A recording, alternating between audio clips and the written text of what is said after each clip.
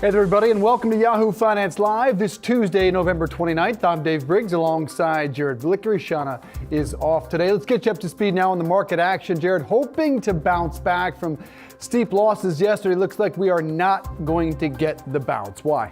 Well, I'll tell you what, I think it all has to do with Apple. Apple is one of the biggest stocks in the market, but first let's concentrate on the indices. It is a tech-heavy Nasdaq, which by the way also represents a big portion of Apple. That is down 0.7%. Notably, the Russell 2000 there, that is up about 29 basis points. The Dow and the S&P 500 down just marginally. When we check out the sector action, you're going to see a few sectors in the green, a few in the red. Energy leading the way. It was one of the worst performing sectors yesterday, along with real estate. So those two have kind of switch place from yesterday.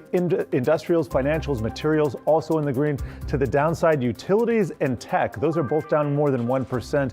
And without further ado, let's check out the Nasdaq 100, where we see Apple down about 2.5%. Now, we got a couple key pieces of news here. First is that the iPhone city over in China, which had been the subject of lockdowns, going to be reopened. You would think that would give the stock a boost. However, a key analyst over at TF International Securities saying that the existing protests are going to have supply chain disruptions for Apple for some time to come. Very well listened to in the market, and you can see Apple is down, brought the Nasdaq down single-handedly as well. Now, different story when we take a look over at China. This is what's happening today. If you remember 24 hours ago, we were looking at a very similar screen. That was in part off of Pinduoduo earnings, but today we see Alibaba up about 5%, JD.com up 7.5%. And let me just put a two-day view in here, and you can see some really outsized performance by, for instance, Li Auto up 9%. Want to get back to some of our leaders. This is today's price action once again. Aside from KWEB, that is that Chinese ETF, we are also looking at some strength in Korean markets, also in emerging markets, cannabis, transports. Going to take a look at UPS in a little bit. All in all, kind of a mixed day here, but Apple pouring a little water on the party. Boy, it's been difficult to know what to make of the China reopening news day to day. Yes, wait 5 minutes, it'll change. Jared, thank you. Let's get you up to speed now. Some economic data out today. First up, higher interest rates again reflected in falling home prices. The Case-Shiller Index, which measures home prices across the country, fell 1% from August to September. The index down 2.6% over the past 3 months. However, pull back a little bit. Home prices still 10.6% higher than they were a year ago. All in all, pretty good number if you're a homeowner. We also got a glimpse at the consumer today. The Conference Board reporting that the Consumer Confidence Index fell again to 100.2 this month. That's down from 102.2, and this is the lowest reading since July. Jared? For more on the broader markets, we want to bring in Keith Lerner. He is a chief market strategist at Truist. And Keith, yesterday was dominated in part by China and also some Fed speak, and that's really what I want to concentrate on. We have a key Fed meeting up in a couple of weeks, and looking like it's probably going to be 50 basis points, but lots of other nuance, shall we say, surrounding the event. Just wondering what you're expecting. Yeah, well, first, Jared, great to be with you and Dave today. You know, with the Fed, obviously a lot of anticipation about what's coming out of this meeting, but I would say this. We've had a rally partly on the hope of a Fed pause or a pivot, but I think the bigger picture as we move into 2023 is that the market's narrative, in our view, is likely to shift. It's going to be a shift from, this high inflation to concerns about economic growth, and we are expecting to see some easing in inflation, but that keeps us somewhat defensive because the concerns about the economy. And as far as Fed speak, the data is slowing down when we look at inflation. Now, they're not going to go ahead and discuss that slowdown too much because they're going to continue to emphasize inflation until they are really confident that it's behind us. So it'll be premature to say that. But I think inflation trends are certainly weakening as we look around the globe. You talk about those big picture economic concerns. How concerned are you about a potential recession this year into next? Bank of America CEO Brian Moynihan saying he thinks we could avoid it. Worst case scenario would being a brief and mild recession. Your thoughts, Keith? Well, I mean, listen, I think there's a narrow path to avoid a recession. Our base case is that there more likely will be a recession. And we look at the way the evidence, right? There's no crystal ball on these things, but look at the LEI on a year-over-year basis. It's below 2.5%. You've never seen that without a recession. Historically, that's come within 5 months. You have the deepest inversion of the yield curve, the 10-2 curve, now the 10-3 3-month curve as well. Jared mentioned earlier about housing. Housing tends to peak well above recession. And we also have had the most aggressive global central bank tightening we've seen in about 40 years. We think that weighs on the economy. And then to your other question about short and shallow, I think that makes sense as a base case. I think that's a knee-jerk reaction, right? Because of the consumer's in good shape, the labor market's in good shape. The only thing I will say, if something from left field comes or an outlier event, think about what happened with Ukraine this year, there's going to be less policy response from both the Fed and also the fiscal side, especially where debt is today. So I think, again, it makes sense to have somewhat of a short and shallow, but I think investors should also be thinking, what can make it different? And again, I think the lack of or some restraint around policy responses could make things a little bit deeper and longer if something unexpectedly happens from left field.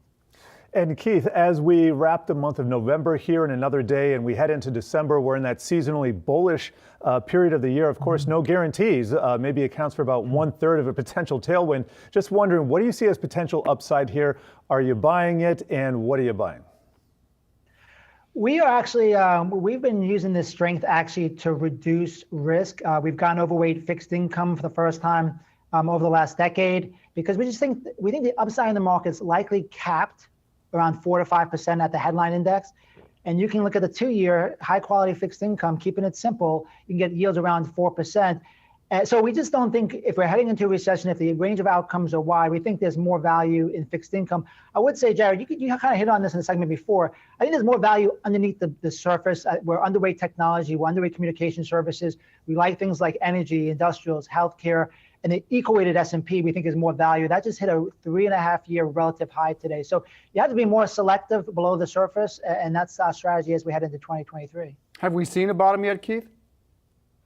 It's a good question. I don't know if we can say that definitively, and I don't think that you need to say it definitively to say that even if we go just back and retest, there's a lot more downside relative to the upside in the market today. As far as whether we've hit a bottom or not, you had sentiment that was at an extreme around the lows, but the one thing you really didn't have is extreme in valuations at that point. And historically, the market has never bottomed before a recession even started. So again, I don't know what probability to put on it. I would say maybe at least 50% that we break below it. But again, I think the risk reward, regardless of that, is somewhat less favorable, at least on a short-term basis for the equity market today. And Keith, you mentioned some of the sectors that you like here: energy, industrials, healthcare, consumer staples. Anything within there that you'd care to expand on? I've noticed biotech really picked up earlier in the year, almost ahead of the entire healthcare sector. Maybe look into some industry groups. What's the reasoning behind these sectors that you like? Yeah, it's kind of interesting because normally if our base case is recession, we wouldn't be overweight industrials or energy. But let's talk with the industrial sector as an example. There's some unique things happening there. One, they're benefiting from the reshoring. Also, the stimulus bill that was passed earlier this year has infrastructure spending.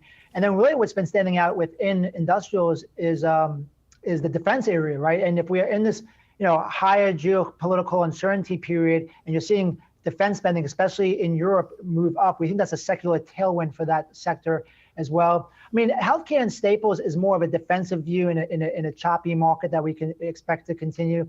And then going to energy, we've been overweight that sector since early 2021. A lot of discussion today about China reopening. That's also, if the global economy proves to be somewhat stronger than we're expecting, that's a good hedge because you'll start to see oil prices better supported after the pullback that we've seen here more recently. And as related to the news out of China, do you just, Keith, put your earmuffs on there? It's difficult to know minute to minute whether we are reopening, going back into lockdown. Disney Shanghai closed yet again. What do you make of all of the noise? Yeah, overall, we're still negative on emerging markets. I think they were deeply oversold ahead of this news.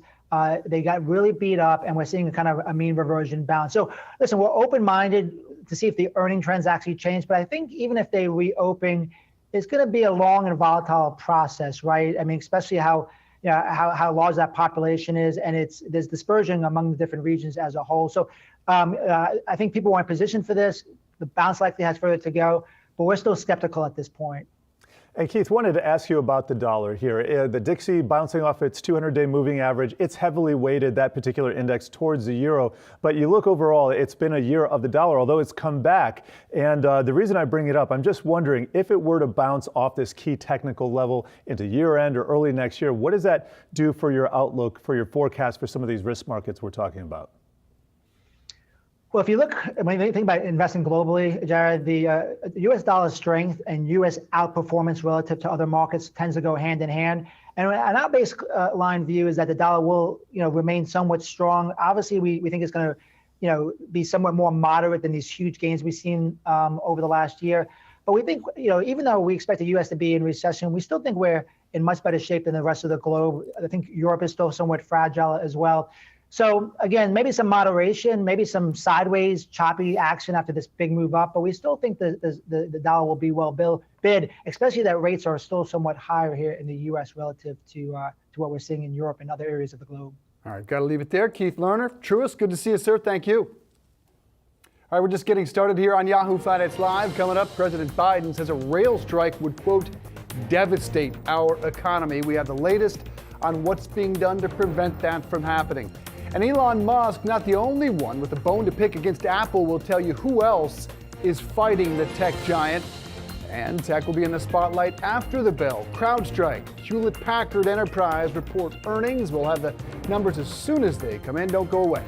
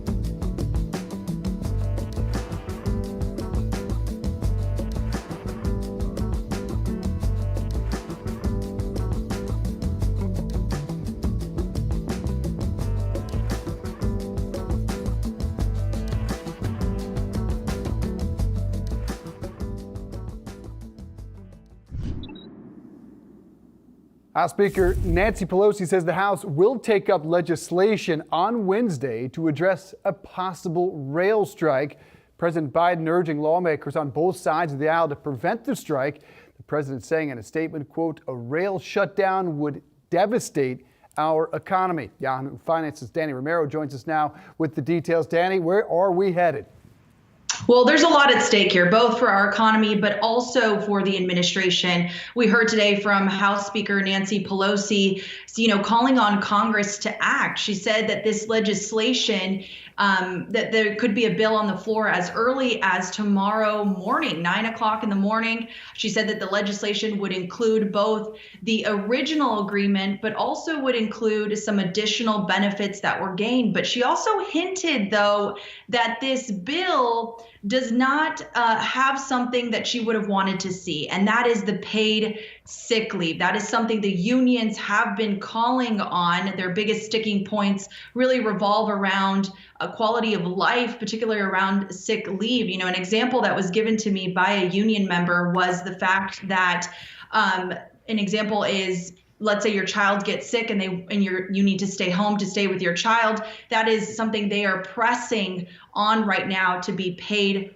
for. And 4 out of the 12 unions have rejected the deal, but 3 out of the 4 unions, have said that if a deal is not reached, then they will go on strike December 9th. Now, if one union strikes, then all 12 of them will honor the picket line and will strike as well. But the bright side, if there is a strike, and is that Congress is still in session. So it essentially would be short-lived because Congress would be able to intervene. But I just got off the phone with a union representative who said that Biden's statement actually hinted that the unions could get what they want, and that is the paid sick leave. And here's a line from that real quick. No one should have to choose between their job and their health or the health of their children. I have pressed legislation and proposals to advance the cause of paid leave in my 2 years in office and will continue to do so. So there is some optimism that this could go in favor for the unions. Dave? Of course, there is a lot of gray between those two sides. Now, correct me if I'm wrong real quick. No paid sick days under the tentative deal. The unions want 15? Is that correct? It's still unclear because you have 4 separate unions that want different things. So it goes back and forth. But again, another sticking point to this too is that the administration runs the risk of losing support. If they really have a heavy hand in this, they could lose those union workers' support. And Biden has said that he is pro-union, so that is on the table as well. He has a track record of being pro-union for a long time. Danny Romero, good stuff. Thank you. Jared Blickery now with more on a potential rail strike. What are we seeing, man? That's right, Dave. A rail strike could cost the U.S. economy more than $2 billion per day. That's according to a report from the Association of American Railroads. President Biden saying a strike would, quote, devastate our economy. Around a third of U.S. exports move by rail, and countless industries would be impacted by a shutdown. Freight railroads, they move over 1.5 million carloads of food products every year. Just one car can carry flour for 258,000 loaves of bread and barley for 94,000 gallons of beer. Gulp. More than a third of U.S. grain exports move on the rail system. And that's all from the Association of American Railroads. And peanut butter lovers, beware. About 30% of packaged foods in the U.S. is moved by rail, according to the Consumer Brands Association. Companies that make peanut butter, cooking oil, and cereal could be impacted by a strike. Chemical companies also could see an immediate negative impact from the strike, according to the American Chemistry Council. These companies would stop the transportation of chemicals relating to water treatment, energy production, and food production. Then the council estimates that a 1-month strike could cost the economy more than 700,000 jobs, and that GDP would take a 1% hit, which is about a $160 billion loss. People looking for new cars could be out of luck in the case of a strike. Freight railroads have a big role in the production of a vehicle, from raw materials to delivering finished cars. Around 75% of new vehicles are transported via freight rail. Americans are already suffering from sky-high prices from cars. A rail strike could deal a further blow to the industry. All right, Dave, we've been talking about this for a little bit, and Biden looks like this thing is going to be inked, but this kind of reminds me of the debt ceiling just a little bit, very politicized, and could come down to the 11th hour. Yeah, probably will, given the tight timeline we're on, December 9th deadline. And for Biden, this is a tough spot. As Danny mentioned, long time record of being a pro-union senator. now president. He was one of 6 senators to vote against legislation that would force them back to work back in I think it was the early 90s, and now he's come full swing, and he knows this is, as he said, potentially devastating for our economy. A couple of reasons that add to what you just gave us. 765,000 jobs they estimate could be lost in the first 2 weeks. And what are the alternatives to rail? Well, probably trucks. And we're looking at 450,000 additional vehicles, which we don't have anywhere near the amount of vehicles, and we certainly don't have the drivers. We're already looking at a national shortage. Just to sympathize for a second with their plea, Jared, look, we all need and want paid sick times. On the other hand, 15 days is a massive ask, and that is one of the 4 unions who's not ratified that deal. They're not going to get 15. 24% pay raise is an awfully generous raise in any economy, my man. Yeah, and it sounds like a lot of more back and forth is forthcoming. All right, coming up, high home prices are leading to a first from the U.S. government. We're going to tell you what it is up next.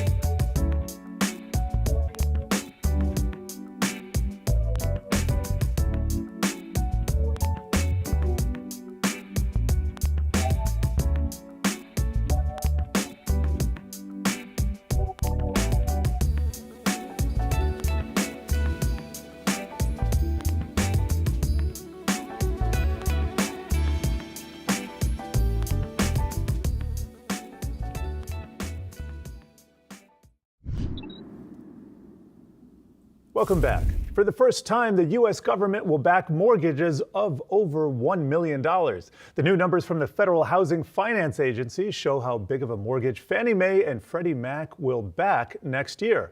The new loan limit will cost of the country up to, it'll be a $726,000, up from $640,200 this year. For higher cost areas, the new limit will be just over $1 million, which is up from $970,800.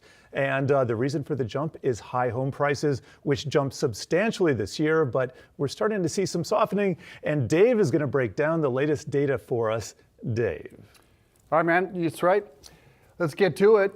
We have more evidence today of cooling prices as the Case-Shiller Index shows the National Homes Price Index falling 0.8% in September.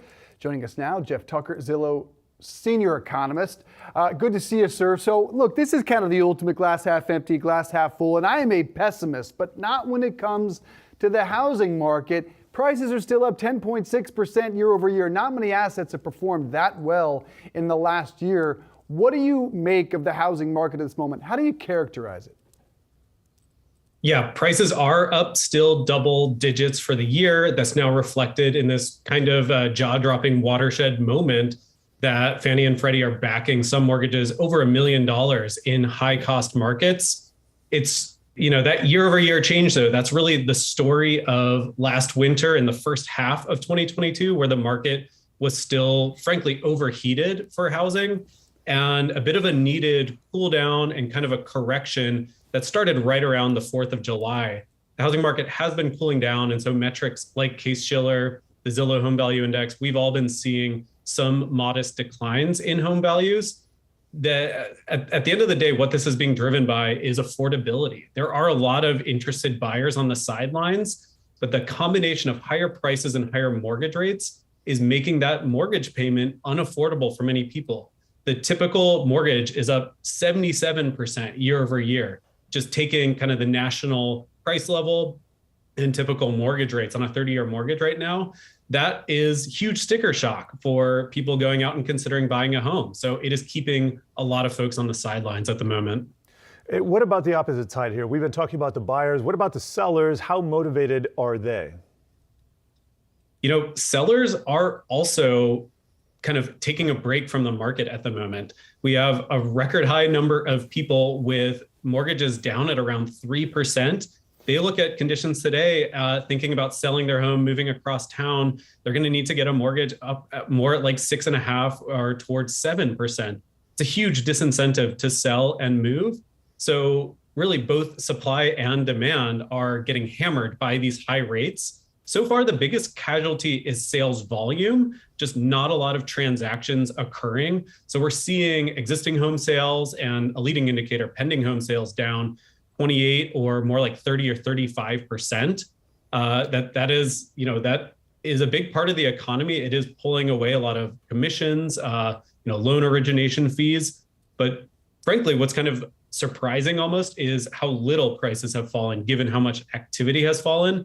And it gets back to what you pointed out, that a lot of sellers are actually kind of on strike at the moment, waiting for better selling conditions. Yeah, the market really just frozen on both sides. A lot of my peers in real estate just sitting home watching the World Cup at the moment. So prices frozen. Let's talk a little bit about rates. 6.58%. That's down from above 7%, but more than double from earlier this year. So again, it's depending on how you view it. Brian Moynihan said he thinks they'll stay high for 2 years. Where do you think they're headed?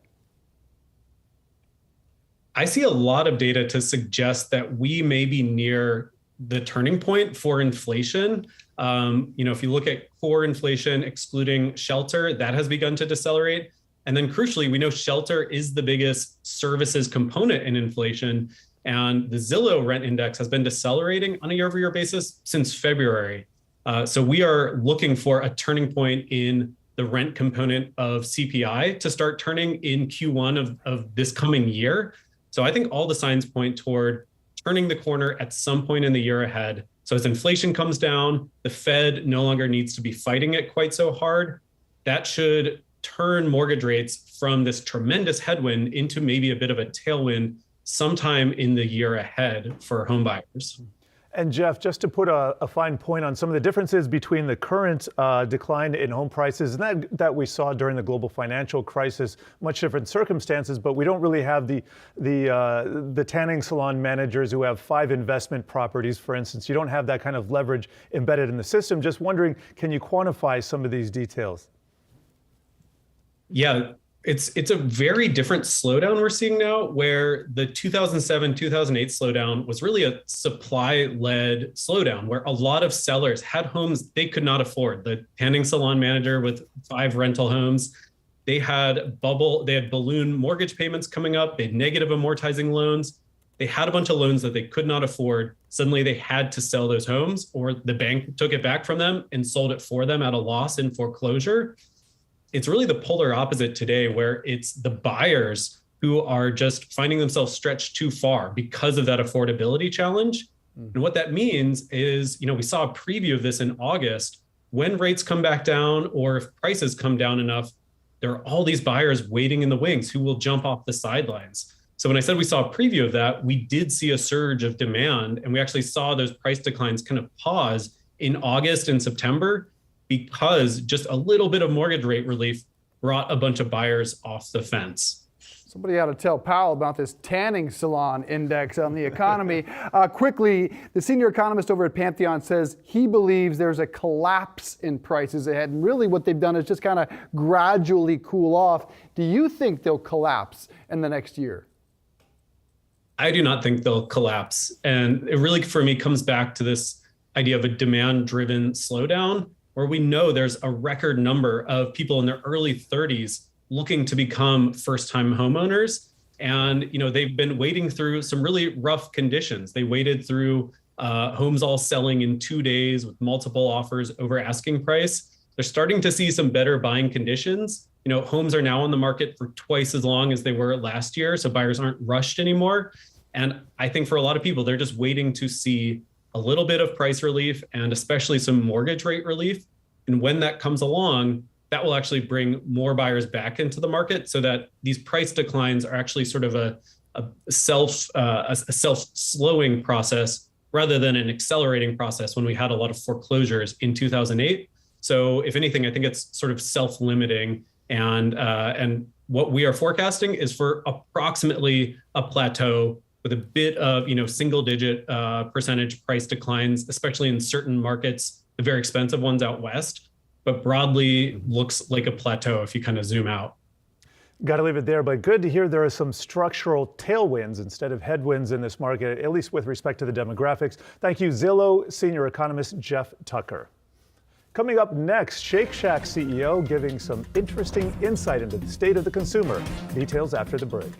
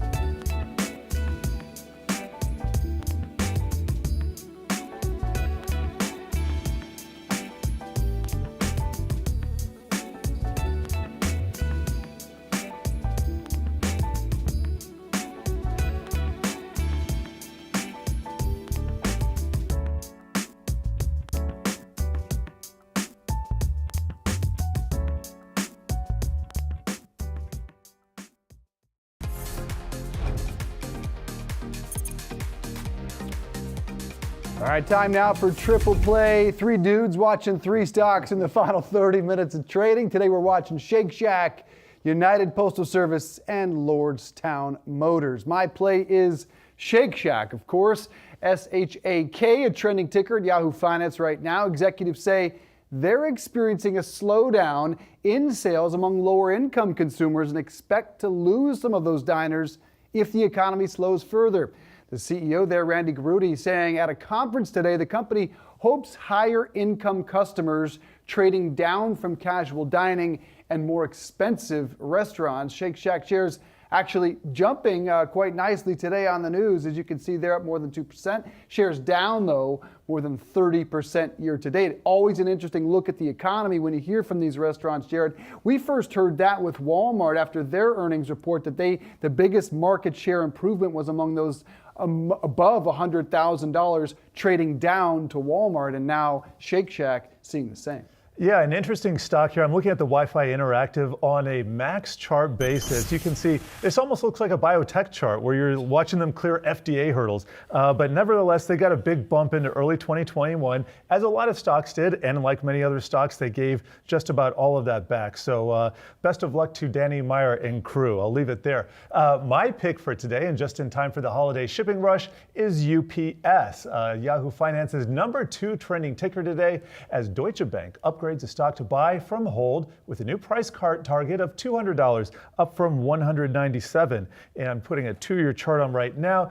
Deutsche Bank saying it's easy to be neutral or negative on UPS in the current environment, but in our experience, that's exactly the time to get more positive.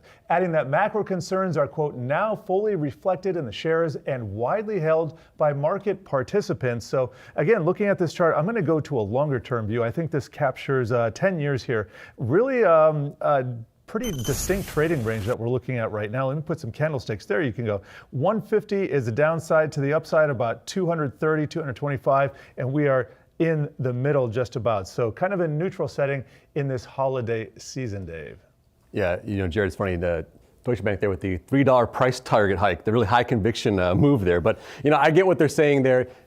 High holiday season shipping rush here. UPS, FedEx, among those big plays that, look at all of our people that we know, my parents, friends, they're all going to buy online for the holidays, not necessarily go to stores like we used to in the past. Switching gears here. Sorry, am I this one? Okay. My pick, Lordstown Motors shares up as the Endurance pickup approved for sale in the U.S. They call this achieving homologation, meaning the car has met its U.S. legal requirements, and the EPA also certified it as well for its drive range there. But now the big news is the first 500 of these pickups are actually going to be leaving the Foxconn plant for customer delivery. It's been a long road for Lordstown here. A couple years ago, they had a SPAC merger. Then following that, they had a big short sale report came out saying that the company was inflating customer orders and inflating customer interest. So a lot going on there, new CEO, but it seems like they're on the right track here, Dave, for kind of trying to hopefully challenge the F-150 Lightnings and the Chevy Silverado EVs of the world. Are they, though, on any pace anywhere near that? It's called the Endurance. It should be called patience, because investors and buyers need a lot of patience. They had first mover advantage along with Rivian. Really feels, and you tell me, like they've squandered it, because Ford F-150 Lightning came out of the gate strong. Chevy Silverado's coming in 2024, and once the big guys get in, that first mover advantage is squandered. It looks like they'll get squashed. Do I have it wrong? I mean, that was their only advantage, right? Was first mover status. Right. Getting on top of that pickup, the Endurance pickup, has 4 hub motors that are kind of driving it, really kind of unique in this world. But the problem was they just couldn't get it going, and now they finally got 500 trucks out there. But like you said, next year's Silverado. Lightning's already out. Rivian's already out. So why would you? I was going to say, in that space, Rivian it still says they're on track for their 25,000 goal. Yeah. Now, there's a long way to go. But yeah, even up against another Rivian, not even close. Praz, thanks for joining us today for Triple Play. Coming up, Elon Musk has been on a Twitter tirade against Apple. But he's not the only one who's been going to battle with the tech giant. We have the details next.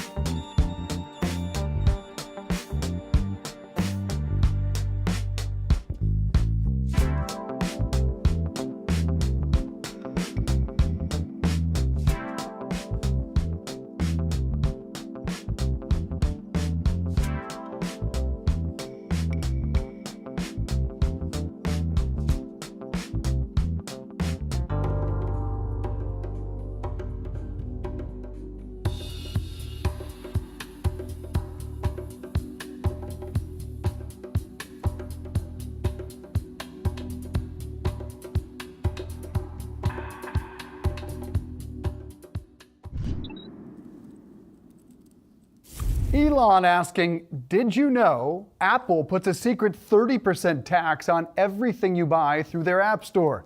We did. Then adding a little flavor today, tweeting Apple and Google effectively control access to most of the internet via their app stores. Tech editor Dan Howley here with context on this. Dan, Elon is not the first one to criticize app store practices. Who else is in line there? Yeah, this is an argument that's been going on for years, frankly. This is nothing new. The idea that this tax is secret is mind-boggling, unless Elon wasn't aware of it, which obviously he was. And it's more along the lines of just trying to kind of call them out because he wants to turn Twitter into a subscription model. And so that would eat into the company's proposed or, I guess, eventual revenue stream if he decides to fully go with that and against advertising. But in addition to Twitter, as you said, there's other companies that have brought this up. Netflix brought it up in the past. Spotify brought it up in the past. Basically, any company, Epic Games took them to court over antitrust claims about the treatment of Fortnite and that 30% fee. And so, there's other companies that have gone against Apple and Google, by the way, when it comes to this 30% fee. I think, for Musk, there's more to it than just the 30% fee. There's also the idea that Apple could pull the Twitter app from the App Store if he is unable to control the content on there. And look, he says that that's,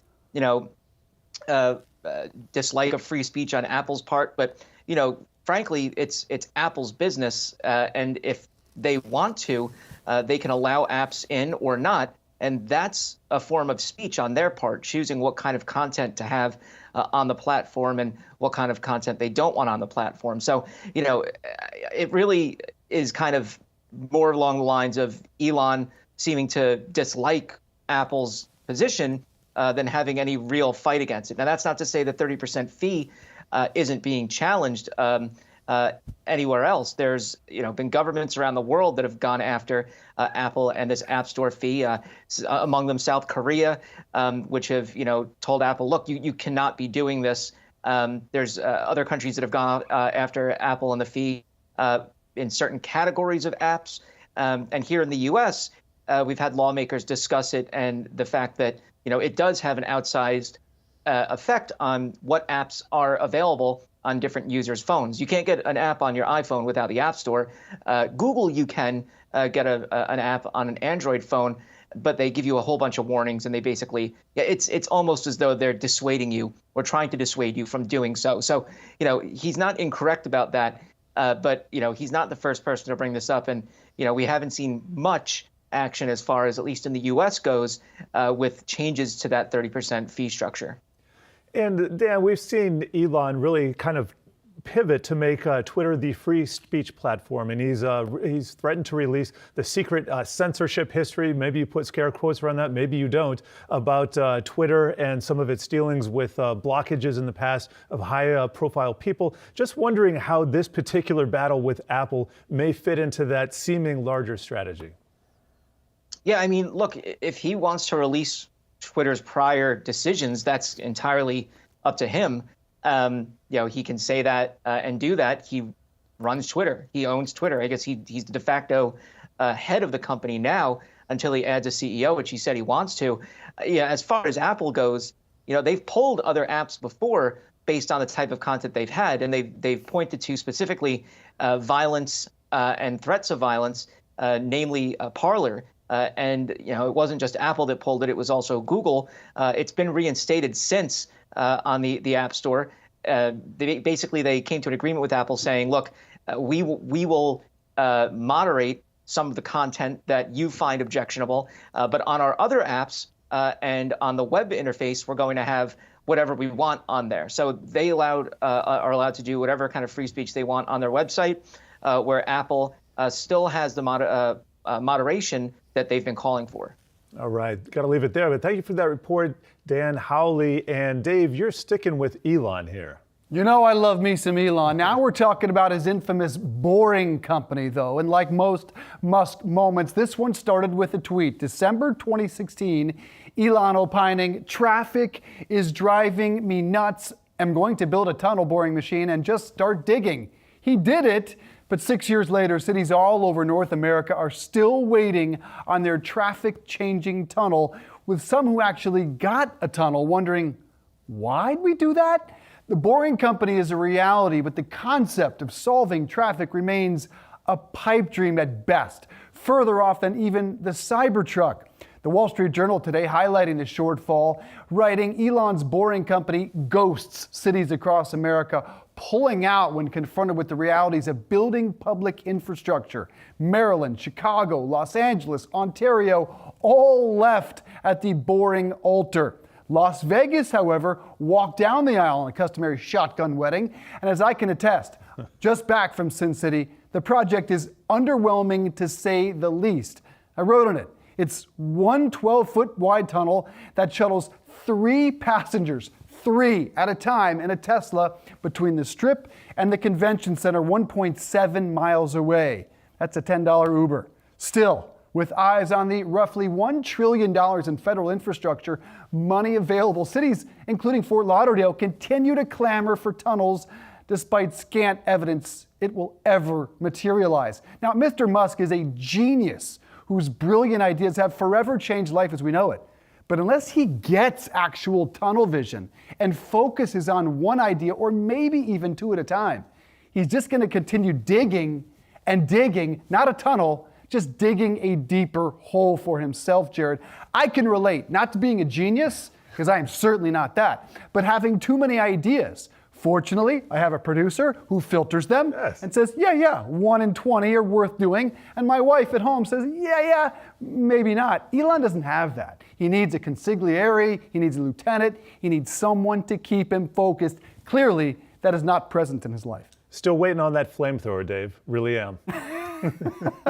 Very nice. Thank you. Coming up, crypto lender BlockFi makes its first appearance in bankruptcy court. Stay tuned to find out what the company had to say about FTX when we come back.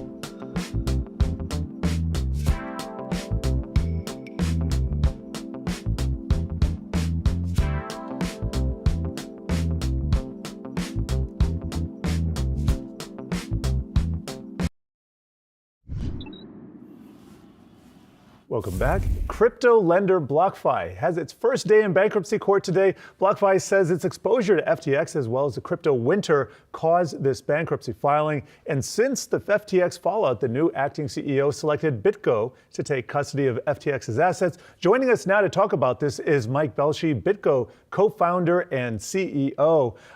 How was the hearing today? I want to find this out because I know it was about 10 days in to the bankruptcy filing that we finally got the first day motions. weekend. So was today any different? Was it still chaotic a little bit? Well, I think the bankruptcy court and proceedings is mostly an area that the lawyers are going to be able to talk more intelligently about. I think with FTX, it's going to take a while to sort out exactly what the status is of the assets and then figure out what goes to which creditors. All right, and let me ask you about your upcoming role. If confirmed in this upcoming hearing, you would take custody of these assets. What is the state of these assets? We know some of the figures, only a fraction seems to be available recovery-wise, but what's your role in this process? Sure. Well, imagine you're John Ray, and you've just been appointed CEO of FTX, kind of in bankruptcy. You've let the previous management go, and you discover that the assets that are held by the company are actually held in self-custody under the possession of the prior management. And your job is to make sure that this goes through an orderly, disciplined process to make sure that the money gets back to its rightful owners. So, look, I think the new team is doing a great job. They've got a lot of work to do. They've done this before. And in the filings that they've had so far, they've said, look, this has been some of the poorest financial controls, security controls, operational controls that they've ever seen. So they got a big challenge cut out for them. They picked BitGo to help with custody. Right away, they had to figure out how to get the assets away from the prior principals to make sure that there can't be further losses. And as you know, there's been some rumors of hacks. There've been not just rumors, actually confirmed hacks. And the question is like, who was doing those? So job number one, get control of those assets and make sure that you're going to be able to distribute them properly later. And I'm guessing you're in this for the long haul because it was only in September, a precious few months ago, that the Lehman Brothers bankruptcy from 2009, I believe, was finally wrapped up. These are lengthy proceedings. I'm not going to ask you for legal advice here, but a lot of customers are looking at this process and they want to know when they're going to get their money back. What's your role in facilitating that? Any projections that you can offer on that time horizon? Well, that's going to be a legal process, and there's going to be courts that decide the answers to that question. BitGo is also one of the agents helping distribute the proceeds coming out of the Mt. Gox bankruptcy, which is all the way back 2014. So 7-8 years in the making, looking to be distributed, kind of end of Q1, early Q2 next year. So yeah, it takes a long time. Now that's of course the Japanese bankruptcy court. This will be the American one, but it's going to take some time. And how did we get here? That's a big question. That's another big question investors are asking. And you've been vocal on Twitter. Here's a quote from you in a tweet. By failing to create an ETF for Bitcoin, the SEC allowed the Grayscale, that's GBTC, trade to retail for 5+ years, created the GBTC negative premium. That's where it trades under the price it should because it's a closed-end fund, because it is not available to be offered as an ETF. Forced most crypto trading outside the U.S. jurisdiction, let FTX's fraud hit millions of Americans. It shouldn't have. That's kind of an indictment. That is an indictment of the Securities and Exchange Commission. Any details there that you'd care to get into? Sure. Well, I mean, to a lot of folks, the understanding of what is an ETF is really kind of a concept. But an ETF is a really simple and highly structured, regulated product whereby the SEC can apply some of its controls that have worked great in all kinds of other asset classes and products, so that we can have a Bitcoin-based ETF available to retail markets today. And I do not believe that type of product would have had any of the susceptibility to straight up fraud like what we've seen with FTX. There's been, I think, 24 ETF proposals proposed to the SEC. All of them have been rejected for various reasons. But I think the custody and the framework around it is completely ready to go. And yet the SEC has continued to deny it based on a number of factors. So instead, investors went and sought out the only things available to them and have ended up on rickety exchanges. And this has subjected them to basically a total disaster. I think a lot of this could have been averted. Yeah, I happen to agree with you there, but we got to leave it there as well. Thank you, Mike Belshie, BitGo co-founder and CEO. Coming up, we're counting down to the closing bell on Wall Street. Stick with us on Yahoo Finance Live.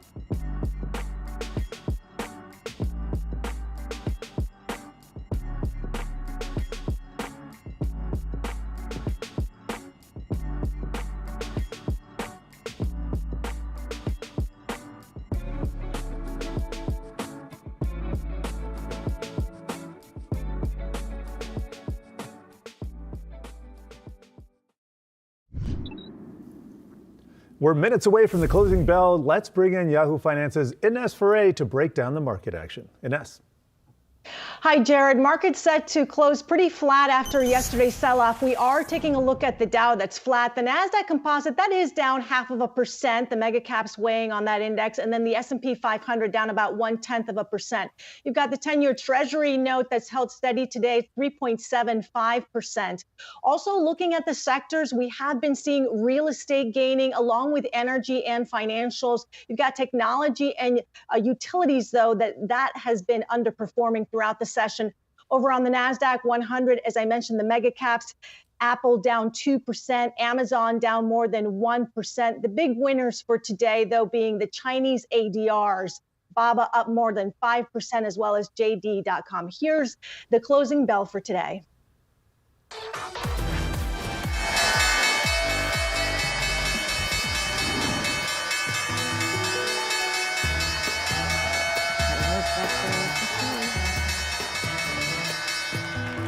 And there's your closing bell on Wall Street. Let's check out how the markets finished this day after a rough beginning to the week. You saw the Dow finish up just barely. The S&P, really no movement all across the three major indices. If you want the biggest loss there on the Nasdaq, down 65 points. Let's talk more about all the market action with Anthony Sicaro, Providence Financial Insurance Services President, and Hugh Roberts, Quant Insight Head of Analytics. Nice to see you both. Anthony, we'll start with you. What do you make of the today's action combined with what we saw yesterday? All three indices falling more than 1.5%. Yeah, well, I'm certainly glad it didn't fall any more at this point. I mean, I think all eyes are going to continue to be on inflation at this point. The inflation numbers are starting to soften. I think it's priced in that the Federal Reserve is probably only going to raise interest rates 0.5 basis point in the December meeting coming up here soon. But ultimately, I'm glad that we followed up a flat day and not another negative down day on the market. And Hugh, your thoughts on the Fed here? Yeah, and actually, I'll just build on what Anthony just said. So we come, if you remember, from a kind of a uniquely quantitative and macro perspective rather than a kind of bottom-up view. And all year, our models have shown that US equities are in a strong macro regime. And it's all been about the Fed's fight against inflation and the tightening of financial conditions. But what we're seeing now is tentative signs of a bit of a regime change for US equity markets. Now, the Fed will always be important. Price action yesterday was evidence of that. But there's slowly but surely signs that maybe the Fed and the policy moves are becoming slightly less important. And to Anthony's point, it's going to be more about the real economy in 2023 and whether we are able to engineer a soft landing or whether we're going for a full hard-blown recession. That's the kind of regime shift that appears to be unfolding underneath the surface on our models. And in that regard, Anthony, what do you expect to happen in the real economy in 23? Well, I think what's happening now is consumers are in a situation where they've got money still saved up. Savings have started to come down, but they haven't let that stop them from spending. The inflation so far hasn't had a massive impact on consumer spending. I think Cyber Monday and Black Friday were really huge successes because people were waiting for those sales because inflation is up. They're waiting for the deals. I think that's why the impact of the success that those 2 days had. But I think what's going to happen is eventually inflation is going to catch up with the consumers. Consumer spending is going to go down. They're going to quit spending as much as they have. Inflation is going to soften more. And the fear that I have is that it takes the stock market with it and that we don't have the soft landing that everyone is a little bit, everyone wants to happen. I'm a little starting to get negative about whether that's actually possible or not. It's all consumer based at this point. Hugh, looking at the performance of the Dow versus Nasdaq over the last couple months, definite outperformance by Dow being more weighted towards the cyclicals and value stocks. Where do you fall in the debate between the growth and value stocks and maybe the cyclical ones as well right now? Yeah, absolutely. So cyclicals at the moment, well, actually, I'd take it back even further. I'd take it to a real kind of 10,000 feet view for an asset allocator and look at stocks versus bonds.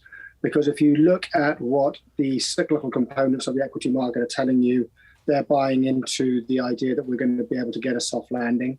Metals and miners in particular on our models look expensive. But if you look at the messages coming from the bond market and to a degree what interest rate differentials are doing to the dollar, then bonds and FX are telling you that they're less sanguine about things. So you've got a bit of a standoff between the different asset classes at the moment. To the growth versus value play, we've had a nice call on tech over the last couple of months. Like a lot of people, it's been really about what real yields and the interest rate spectrum is doing. That's been obviously friendly for tech over the last kind of 4 or 5 weeks.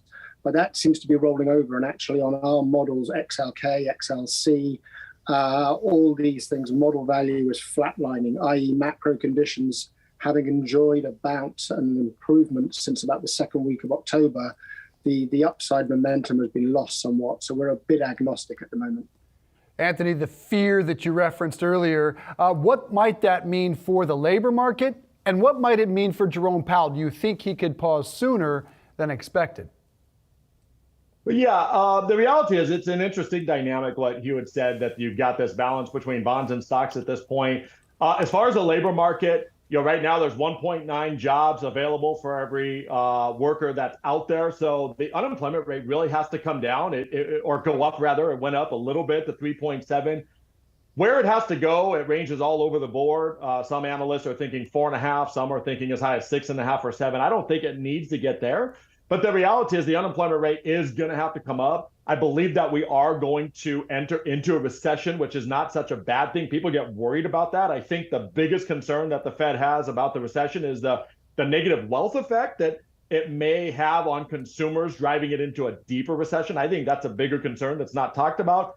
But right now, what I'm focusing on at this point is more of something that is income-oriented, sectors and investments that are income-oriented. If you focus on dividends and interest, you can count on those. It's also not a bad time to get into fixed income because it's been hammered so hard over the last couple of years that you could almost use income as a capital appreciation play, which is something that you haven't seen in many decades. I think that might be a good play at this moment, too, for investors looking to put in new money. And Hugh, we got a minute left here. I want to talk to you about the strong dollar that we've seen this year. It's backed off those levels, but bouncing off of its 200-day moving average, reflecting interest rate differentials between the U.S., which is promised to be higher for longer. Just wondering what you're thinking about the current currency situation and its effect on the global risk markets. Yeah, so the beauty of our models is that we can identify the key macro drivers of any asset class. So in the case of dollar, sometimes if you look at dollar yen, it was very much a nominal interest rate differential argument. For euro dollar, real yields have been more important. For some other dollar crosses, it's been more about risk on, risk off. So that's the beauty of the FX market. There's idiosyncratic stories per FX cross in the same way that a bottom-up guy would look at single stocks. Right here, right now, what's interesting is on our long-term models that actually the dollar is falling out of the macro regime. Our ability to explain dollar price action using the macro environment has diminished somewhat. Our short-term models, which are more kind of tactical in nature, they are in a macro regime. And what they're showing is that actually for the tactical players, this dollar sell-off has probably gone about as far as it's going to in the near term. And actually something like euro dollar looks overextended to us. Dollar yen looks a little bit low, and some of the other ones, Aussie dollar to a degree as well, but mainly the G3, euro dollar and dollar yen, it looks like dollar downside may tactically at least run its course for now. All right, got to leave it there. Really appreciate your insights, everybody here. Thanks to Anthony Siccaro and Hugh Roberts. Coming up, a leadership shakeup and major layoffs reportedly coming to AMC Networks. We have the details. Tesla owners are turning to a rival automaker for repairs. We're going to tell you who's fixing the EVs next. And AMC Networks ticker AMCX. By the way, we got that story coming up as well.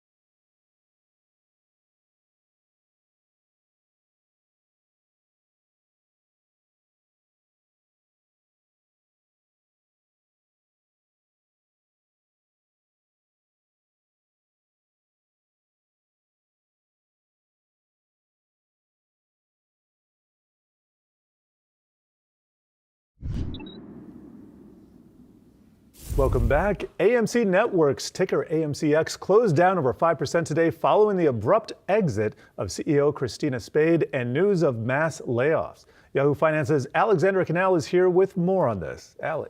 Yeah, Jared, and unfortunately, we did get the news that AMC Networks will be laying off about 20% of its U.S. workforce. That's according to a statement that was provided to the Wall Street Journal earlier today, saying, quote, "We have determined we need to conserve resources at this time. This will involve cutbacks in operations, which unfortunately includes a large-scale layoff impacting approximately 20% of our employees in the U.S." And as you mentioned, this comes after CEO Christina Spade departs the company after less than 3 months on the job. Now, all of this really has to do with the declines that we've seen in cable television. According to an internal memo that the company sent out to employees earlier today, AMC chairman said that basically they were not able to offset the losses in cable with the growth in streaming. What you're looking at on your screen now is how streaming has really dominated versus cable and broadcast television. We saw that first happen in August, and those numbers have really held up through the fall. Despite the arrival of a new NFL season, streaming's viewership share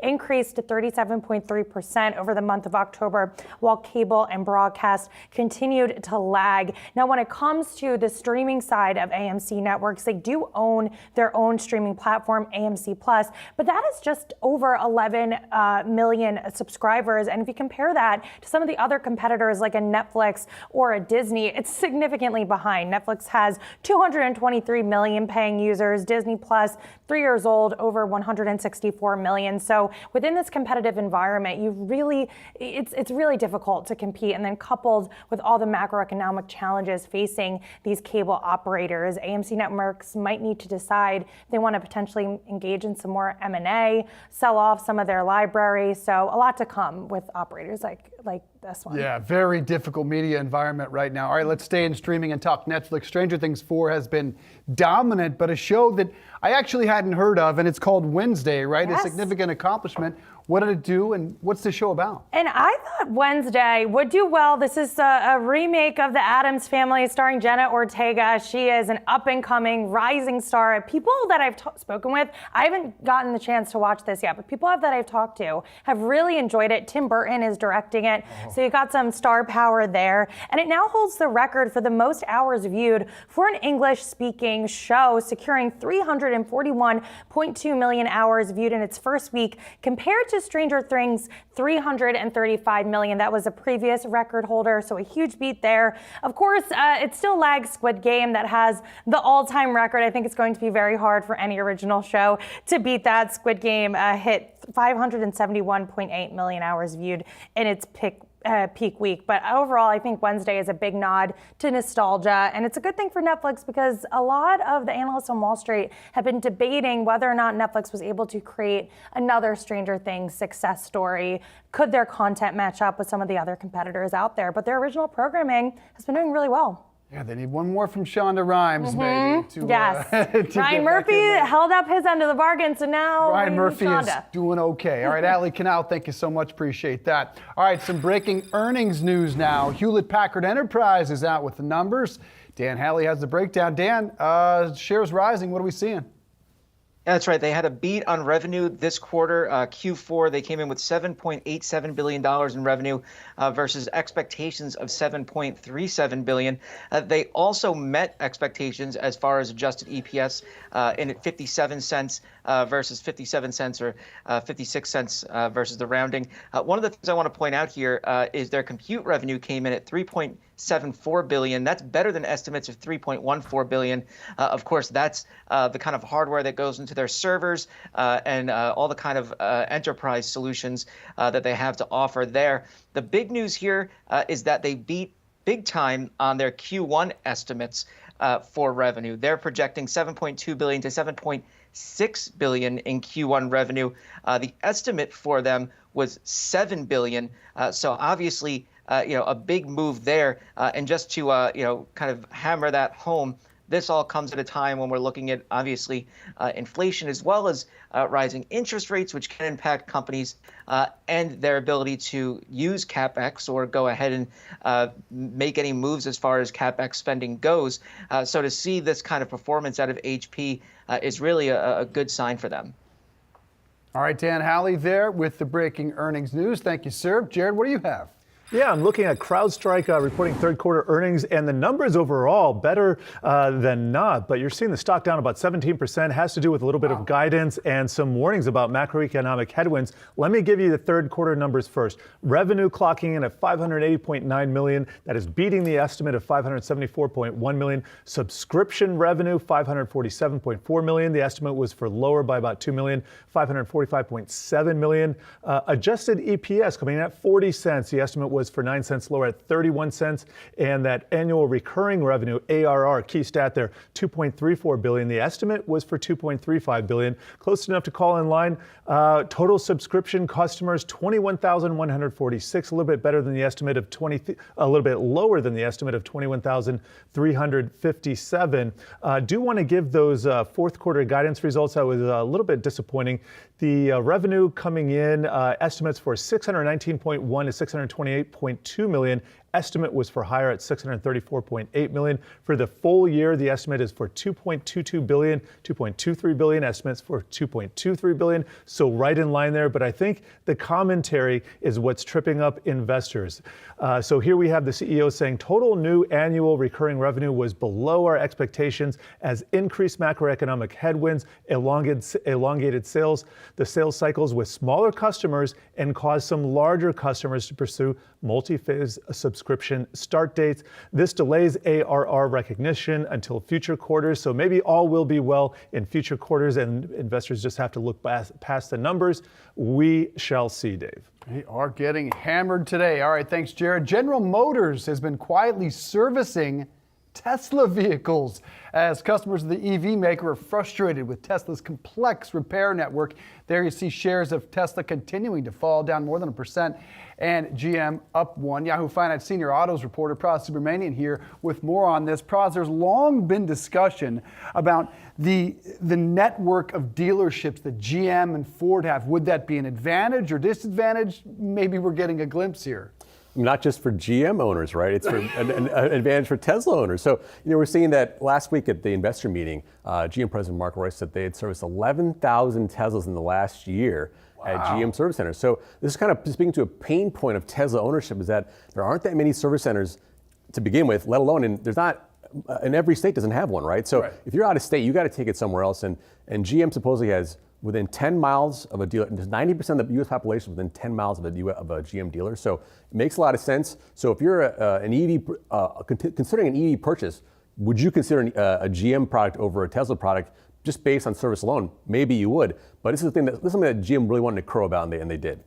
And what are some of the other options that Tesla owners may have if they own a Tesla and they're looking for servicing and maybe the head honcho just can't do it at that exact moment? Well, you don't really have that many options, right? They have Tesla mobile service where they actually send a person out with the van. They can fix you up there, but that's only in certain situations. In California, you have a lot of third-party Tesla EV operators because there's so many EV cars there. But for the most part, if you're in a middle America state, you really are kind of at the whims of Musk and company and how they're going to service you, or you're going to a GM dealer. And this, Praz, is why I'm so bullish on GM and Ford now that they've turned their attention to the EV space. Going to be interesting to watch how Tesla fights back. Yeah, Praz, thank you.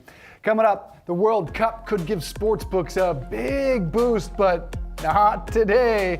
We'll tell you why next.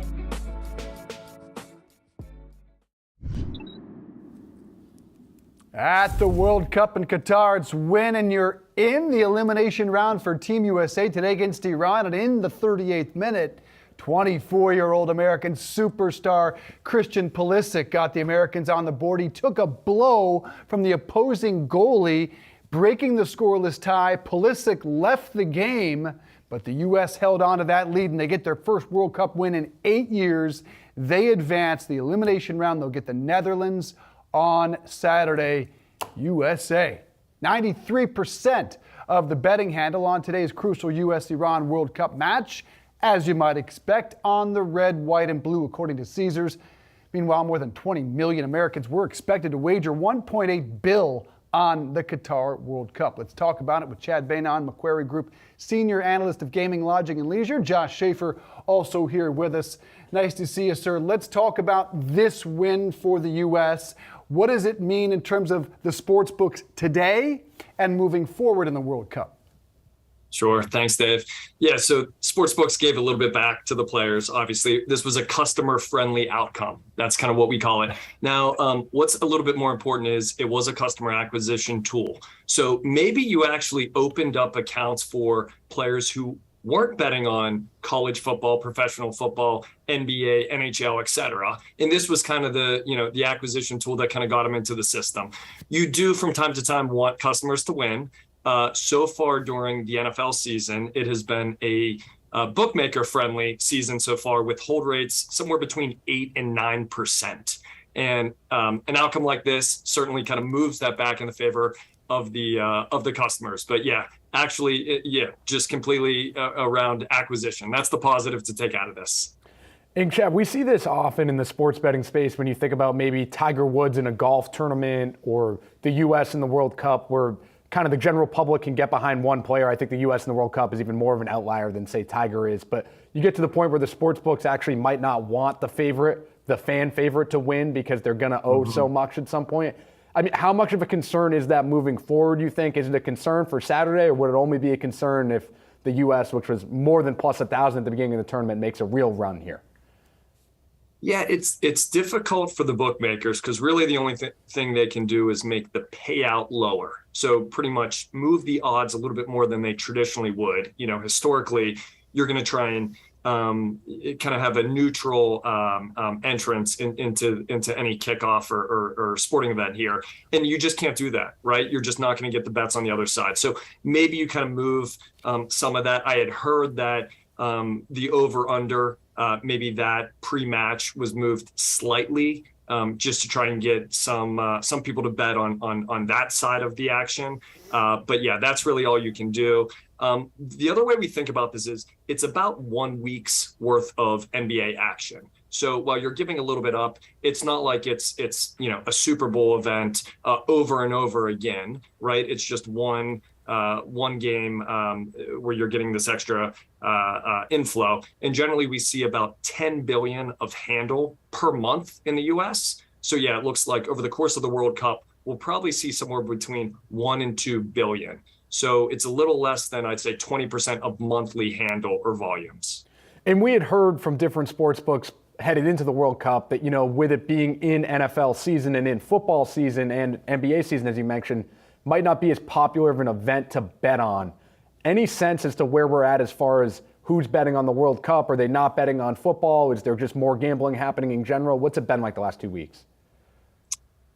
Yeah, I'd say in general, we've seen the numbers move up. One of the companies that we track, GeoComply, has done a really nice job, particularly in new states like Maryland, for instance, just went live right around Thanksgiving. And they've published some of the data just in terms of the population penetration at this point. And usually we think about somewhere around 5% of penetration in states on the traditional sports. So with World Cup, to your point, maybe you see that increase a little bit, somewhat broader demographics on the gender side, on the preference side, on the income side. So hopefully that helps. And again, hopefully it keeps them into the other sports.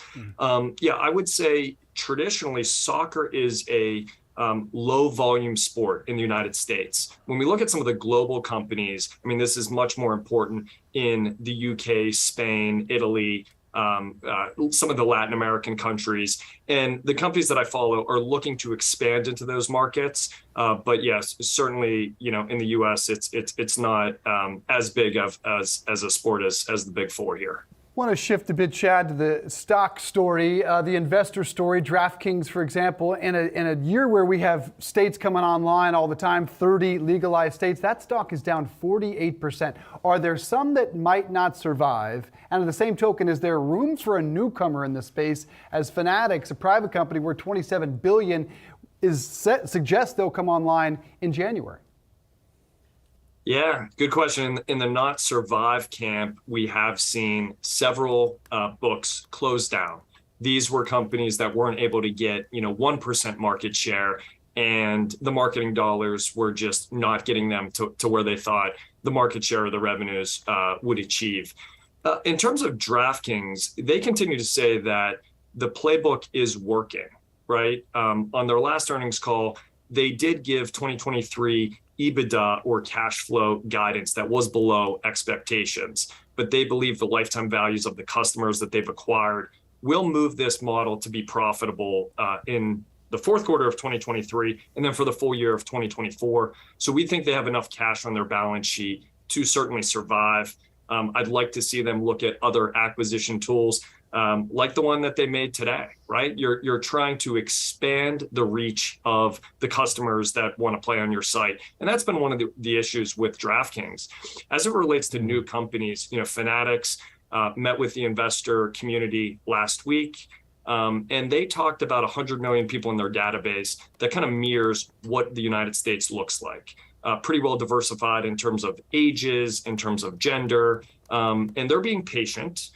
They're looking to launch in the first quarter of 2023 and then be live in most states by football season of next year. But as of now, we do like DraftKings. I know they have caught some heat here in terms of the forecast for next year, but I do like where the overall TAM is going, and I think this is a bellwether in the space. And Chad, you mentioned that move today by DraftKings. They're adding horse betting, which we know is a big part of what FanDuel's doing and kind of a big driver in the space in general. What do you make of DraftKings' move, and how much of an eventual driver do you think that can be? Do you think they can maybe steal some market share from what FanDuel already has in the horse betting space? Yeah, the customer acquisition side of things is I think an evolving calculation. DraftKings and FanDuel have the market share that they have because each company had between 5 and 10 million of fantasy players that they were able to cross sell into real money gaming, real sports betting. Horse betting, those customers haven't been cross-sold well from anybody. Churchill Downs with their Twin Spires product has the lion's share of that business, over 50% market share. So I think the goal is to, have a product where sports betting customers may want to bet on horse racing and vice versa. So I think it will open up kind of a catalog of new customers that they currently don't have in their database. And this is kind of on the back of what they did last year, acquiring Golden Nugget, which opened them up to more female-friendly customers in the online slots category. I'm going to stick with the NFL for now. Chad Bainon, Josh Schaefer, good to see you both. Thanks so much. Coming up, President Biden visiting a chip plant in Michigan to push his economic agenda, but a divided Congress could stymie his future plans.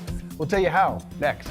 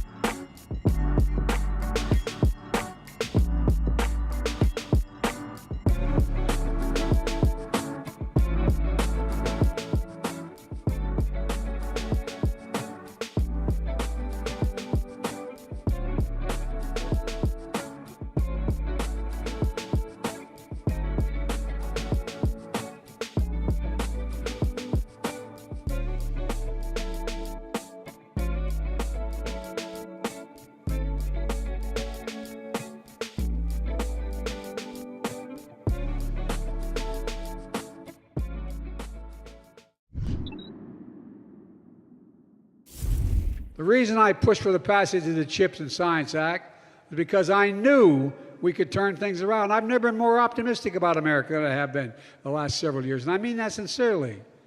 Not just here in Michigan, but all over the country. Semiconductor companies are investing literally several $100 billion over the next 10 years. Several $100 billion. The Field of Dreams right outside of Columbus, Ohio. That was President Joe Biden talking about expanding chip manufacturing in the U.S. Yahoo Finance's Rick Newman joins us with more. Rick, we got a field of dreams. We got hundreds of billions of dollars coming in a few years from now. This takes a long time to get all the fabrication, the plants up to speed. How realistic is it to shift all these supply lines and obtain some meaningful benefits from this over the next few years? Well, you're right, but Joe Biden's not going to have a lot to do for the next couple of years, legislatively, at least. So I think this is a preview of what we're going to see him do now that Republicans are going to control the House of Representatives. He's going to go out on the road and tout his accomplishments. And he's talking about the CHIPS Act, which Congress passed over the summer. That's a lot of money to incentivize companies to build semiconductor fabs here in the United States. Biden talked in that speech in Michigan. Some of these, or a lot of them, are going to be blue-collar jobs. Of course, he's also got the green energy investments from the Inflation Reduction Act. The Internet Reduction. I mean, it's as silly sounding as the Inflation Reduction Act. But he's going to be talking about that for a while. And the fact is, manufacturing job growth under Biden has actually been very strong. I mean, I track this for the Bidenomics report card I do, and there are more manufacturing jobs created during the Biden presidency than under any other president, going all the way back to Jimmy Carter in the 1970s. Has a lot to do with the snapback from there's the chart there. Biden's at the top. I think Biden actually is off the chart, literally, on that. But I think a lot of that is the snapback from the COVID downturn. But I mean, presidents get the blame when they don't deserve it, and sometimes they take credit when they don't deserve it. And I think that's what Biden's going to be doing for the next several months. And arguably the most important thing on his plate right now is a potential rail strike. Speaking of jobs, they say could cost 760,000 jobs in the first 2 weeks. This puts him in a pickle. He wants to be the pro-union president that was a pro-union senator, but he needs a deal done, even if Congress has to force it. Right, and what you've seen Biden do, there's a pre-midterm election Biden on this, and there's a post-midterm election Biden. And what Biden has done this week is he's punted this to Congress. He has said, Congress, you need to take care of this. And to some extent, he's right about that, because it's Congress that actually has the authority. And this is because railway workers for decades have been considered essential workers that in some cases need to work for national defense reasons and just to keep the economy going, because we rely so heavily on rail, and we still do. So Congress can order, they can do a lot of things if they just can vote as if passing a law. They can say you got to accept the contract that you're both negotiating. They can refer it to an outside arbitrator. They can delay the deadline. So Congress has a lot of power to resolve this. Honestly, if it gets that far, I think Congress will resolve it very quickly if a strike actually happens. Could be a little tricky in the Senate, as always, given the math. A little easier in the House. Because it requires 60 votes, so it would have to be bipartisan. Right. But I don't think you're going to be seeing too many Republicans who say, I'm willing to be one of the few who holds up resolution of this rail strike, and I'm willing to let the economy tank. So I don't. You don't want to die on happening. that hill. No. Senior columnist Rick Newman, thank you, sir. Appreciate that. Bye, guys. All right, Bank of America CEO Brian Moynihan saying this morning he expects a mild recession next year. Nothing of the economic hurricane we've heard from Jamie Dimon recently forecast. Investor Danny Moses, he saw the 2008 recession coming and was profiled in The Big Short. He's now going long on cannabis as the chairman of Florida-based Sunburn. Danny, good to have you here. We'll get to that in just a moment. First, I want to ask you what you see coming this time around. Do you think we can avoid a recession? I don't think so. I think we're starting to see it build its way into the rates market. You look at the 210 curve, we were about 75 basis points inverted there. I think earnings is going to continue to come down for 2023 on the S&P 500. I think we're going to end the year in the $220 to $225 level in the S&P. So I think we'll have flat to negative earnings next year. And I just think that consumer spending is going to start to really slow here. And we're starting to see some evidence of that. And you've been talking about publicly on Twitter a number of stocks that have seen some precipitous declines from the record highs, Carvana among them. And you've also got a mega cap in your sights as well, maybe for the same reasons or some of the same reasons. Could you explain that? Yeah, sure. So, I mean, some of these names that just were dependent upon the debt securitization market, if you want to call it that, whether it was a buy now, pay later, or in the case of Carvana, the auto loan segment, those spreads have obviously widened, and the ability to keep originating loans and sell them is being hurt by rising rates, obviously. The granddaddy of them all, as I call it, Tesla, obviously, if that's what you're referring to there, yes. That I've talked publicly about many times. And I believe that Tesla is the one company that represents, to me, everything that's been wrong in terms of valuation, capital markets, and it's the king of the meme stocks. I'm happy to go into that more. Please do. And the stock down 54% year to date. If you could explain more on being the king of the meme stocks, and how do you think this Twitter distraction is impacting Tesla? I think you're getting to see front and center how Elon Musk handles himself, right, in real time. And I think, he helped build the culture, obviously, at Tesla and SpaceX over time. This one he didn't. And he's come in, obviously, with a wrecking ball into Twitter, obviously, in this case. And obviously, I think he's a hypocrite in the sense of he's saying he's all about free speech, yet he dares go after censorship in China, where half his production is and 25% of his sales are. So I find that funny. And, everything about the Solar City acquisition back in 2016, remember, Solar City was started with, basically state-funded credits out of New York State and federal subsidies that helped get these solar panels in people's homes. The same is true for Tesla in the sense of the amount of EV regulatory credits that have been used all along the way that help fossil fuel cars obviously get sold, around the world. So I just think that on an earnings basis, on an adjusted earnings basis, even give them credit for that, I think the stock is rich. And I think just being up at this market capitalization of $575 billion plus or minus $5 billion is just too high here. And so I think over time, we'll start to see earnings degrade. And I just can't understand how people don't question more about his operating expenses. You're building gigafactories in Berlin and Austin, and you want to produce more cars, yet as a percentage of sales, they don't seem to track accordingly. So something's up there. Listen, I've been short the stock on and off for a long time. I'm sure over the course of the position, I'm down, but I feel very confident at this moment in this position that I'm in.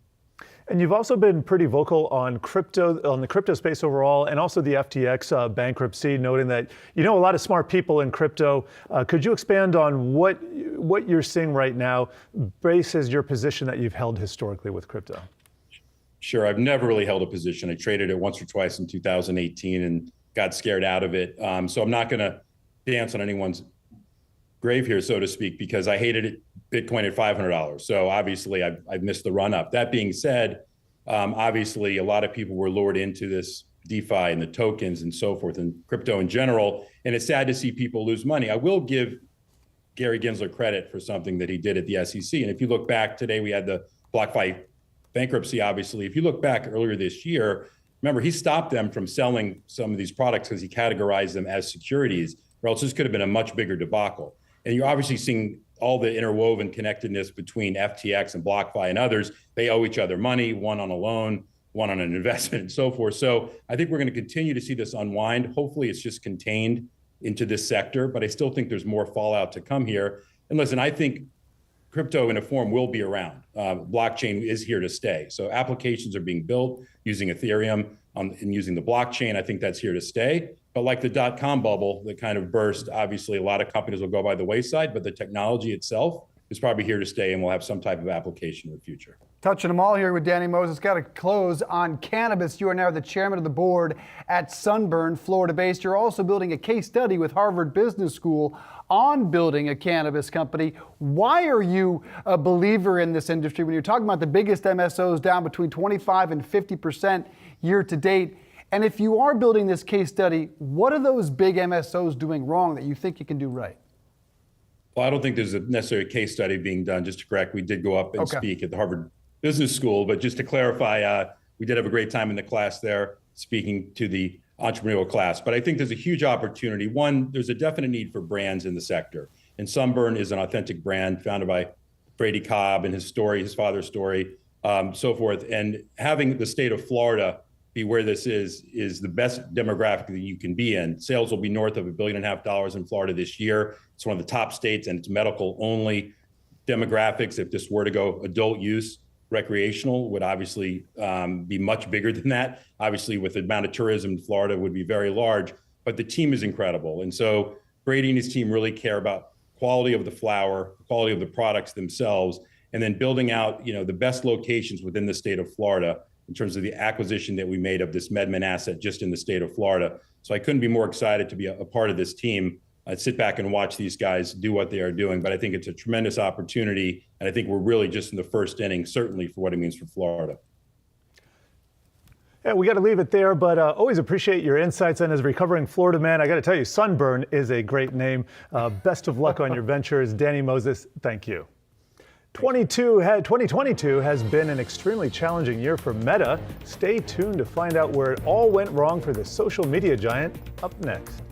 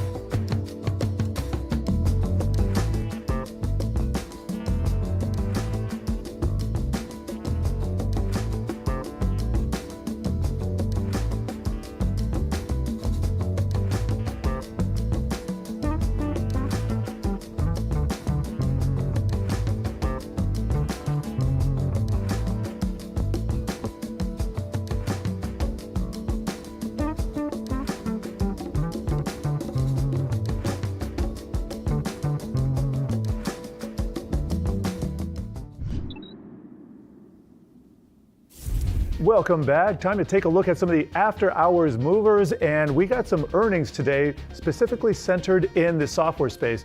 Workday, by the way, it is up about 4% in after hours trading, and they have authorized a higher buyback announcement. There we go. This is a 1-year chart. You can still see it's marred in the lower end of its range. Also, they boosted their fiscal year 23 adjusted operating margin forecast to 19.2%. That is accounting for the 3 or 4% rise you're seeing right now. But really, it has been a difficult, although sideways, 6 months of price action for the stock. Also taking a look at CrowdStrike. I think this is going to get a lot of attention tomorrow because it is down 18%. This is another stock. The decline isn't quite as steep and as steady as the other one as it was over here. It has not been consolidating over the last 6 months. In fact, it has been trending down since the middle of October, so in a worse technical position. But we were talking about some of the macro headwinds that the CEO was calling out on the call. A little bit of weakness in the fourth quarter forecast, but overall, I'm going to take away some of these quotes here so we can look at this on a year-to-date basis and look at the carnage in the space. Only Activision Blizzard, which is going through a merger, IBM and VMware are year-to-date positive and in the green. To the downside, well, we see VRM that is down 88%, Twilio down 82%, and Ring Software that is down 81%. So a lot more for the software space to go from here. Dave? Indeed. All right. Thank you, Jared. My stock to watch for Wednesday is Salesforce, set to report earnings tomorrow after the close. Analysts are expecting revenue to grow 14% year over year to $7.82 billion. Rather dramatic slowdown from the 26% from the same quarter last year. Adjusted earnings expected to come in at $1.22 per share. The company has topped estimates every single time over the last 2 years. You can see shares down there a bit today. Jared? It has been a rough year for Meta. That might be an understatement. The Facebook parent company losing nearly 70% of its value this year alone. Yahoo Finance reporter Allie Garfinkel joins us now with more. Allie, what went wrong? You know, Jared, when we started talking about doing this segment, I was like, well, okay, where do we start? How long do we have? It's been an incredibly difficult year for them. And it comes down to external forces and internal forces, which sounds simplistic, but hear me out for a second. You know, external forces, right? So let's start with Apple, ATT, App Transparency Tracker. It's a privacy framework that Apple has implemented that's meant to allow consumers to actively opt into the use of certain apps. Meta has come out saying that they think this is going to cost them $10 billion this year. So there's that part. There's also the rise of TikTok, the rise of what Mark Zuckerberg has reportedly called unprecedented competition from that app. Now, it doesn't sound major, but you have to understand this is a huge problem for Meta. They have, for as long, remember, if Meta had a competitor, they acquired it. Instagram, WhatsApp, you name it. And, you know, it's important to also say that Meta has sort of been pivoting its platform to even, you know, compete with TikTok in terms of video. Of course, that pivot hasn't exactly necessarily been well received. There was a controversy at some point this year where Kylie Jenner and Kim Kardashian sounded off saying they didn't like the pivot on Instagram. So, you know, that's just the external side of things, right? It is indeed. They've been shifting their focus. Doesn't appear to be working out, though. What can you tell us? Yeah, you know, there's a couple of things. Independently of how you feel about the metaverse, Dave, which we've talked about on this show a lot, you know, they're trying to conduct a pivot at a really difficult time. You know, they made the decision to pivot to the metaverse in a zero interest rate environment. That is a completely different situation than what we're into. Their metaverse pivot sort of ran headlong into the wall of the macro, is kind of how I would phrase it. You know, high inflation, higher interest rates. There's no more easy money, right? So Meta has been trying to conduct this pivot with growth and innovation just being more expensive, right? So, you know, you saw on the screen there the Reality Labs loss. They've lost so far Q1 through 3, they've lost more than $9 billion on Reality Labs, which is their metaverse operation, right? It also bears saying they're negotiating this as Sheryl Sandberg has left. She left in fall, and she was most visible. She was in many ways the most visible face of Meta for the public for so long. So there's kind of that piece of this as well. And I think you know, bottom line, when all is said and done, you know, what's the takeaway here? And I think we're still trying to figure that out, Dave. But what I would say is, you know, I actually quote an analyst I spoke to this morning, Andrew Boone, JMP Securities. He said something that I thought was really smart. He was like, look, if the macro turns, there could be light at the end of the tunnel. But right now, Meta's still looking at a pretty big lift. Yeah, that's an awfully long tunnel. And it may be of the new Coke variety, but naming it the metaverse, the name of your company, expecting everyone else to come into your name, may be short-sighted a little bit. Allie Garfinkel, nice to see you. Appreciate that. Coming up, finding a fully remote job getting much tougher, and that's not a knock on your job searching skills. We'll tell you about the great mismatch after the break.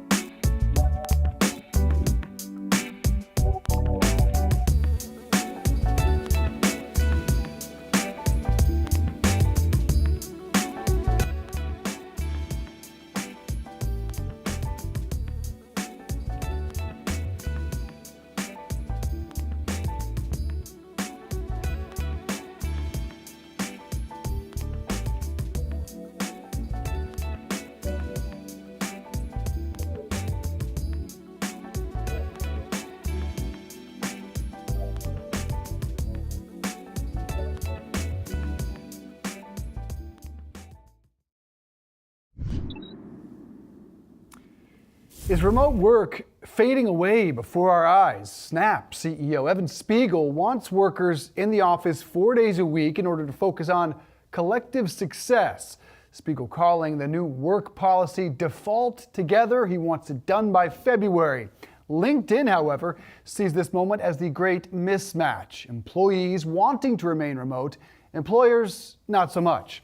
That's why 50% of job applications on the platform are for work from home jobs versus just 15% of job listings. Jared, that's the mismatch. I'm surprised, given how tight this labor market is, that employers aren't more flexible on people working from home. Employment comes with a lag. I'm going to take that as maybe one reason why that the reality is not caught up with the fundamentals. I think certain jobs, especially in the tech field, really cut out for work from home. There are certain jobs, such as you and me sitting here in the studio, that are not necessarily, although we've done this from home many times. For years. Yeah, for years. So it can be done. But there's no doubt that collaborating in person really adds to the juice of the conversation, the network effect. So I think it's a good thing, but I'm not surprised. I think we're going to see more of this reining some of the work from homers back in, especially on the non-tech side. I think we'll probably settle in at a 3-2 model. I think long term. Talk in your book? If I had to guess. Bob Iger, by the way, at the Disney Town Hall said there's tremendous value working in the same place. I'm going to spend a lot of time here, and I hope it is not lonely. Not exactly clear if that's a 3-2, 4-5, or get back altogether, but clearly making his preference known. I'm with Bob Iger. I'm going to meet him down at the Magic Kingdom, and that's going to do it today for Yahoo Finance Live. Be sure to come back tomorrow at 3 p.m. Eastern for all your coverage leading up to and after the closing bell.